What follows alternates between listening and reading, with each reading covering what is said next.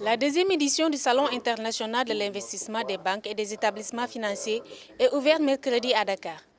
Il faut que les différents acteurs aient un cadre neutre comme celui-là et puissent donc échanger et sortir quelque chose qui assainit de manière progressive l'environnement, disons, des affaires, comme on le dit, et qui permettent à la fois aux nationaux d'investir et à l'investissement direct étranger d'arriver dans ce pays. Cette rencontre est une occasion pour les établissements financiers de faire le point de l'environnement des affaires au Sénégal.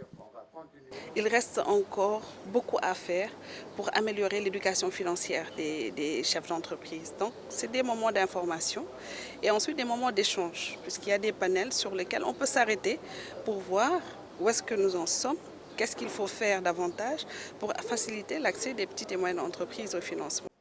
Les petites et moyennes entreprises, qui représentent plus de la moitié du tissu économique, rencontrent souvent des difficultés pour accéder au financement. Ce qui manque très souvent, c'est la question de la garantie. Vous savez que très souvent, il est reproché aux banques, aux offreurs de crédit de manière générale, d'exiger des garanties qui ne soient pas à la portée des demandeurs de crédit. Donc, l'outil qui manque très souvent, c'est comment garantir la demande de financement exprimée par les petites et moyennes entreprises. À travers ce salon, les différents acteurs donnent les voies et moyens pour résoudre la lancinante question du financement et de la garantie. Un problème dont on parle depuis 15-20 ans et ces derniers mois, il y a quand même des réponses. Ou disons une réponse qui était très attendue, c'était le fonds GIP, le fonds de garantie.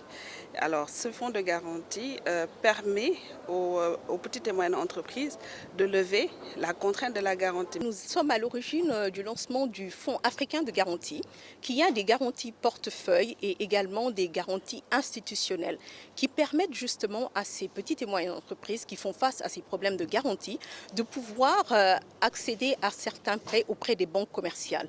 Si vous voulez, en fait, nous partageons le risque avec ces institutions commerciales pour les rendre beaucoup moins réticentes à octroyer des prêts à ces petites et moyennes entreprises. Il nous arrive très souvent de financer des investissements et en ne prenant comme garantie que le nantissement du matériel que nous finançons, avec derrière une garantie de l'AFD par le biais de Harris qui garantit jusqu'à 50% du financement.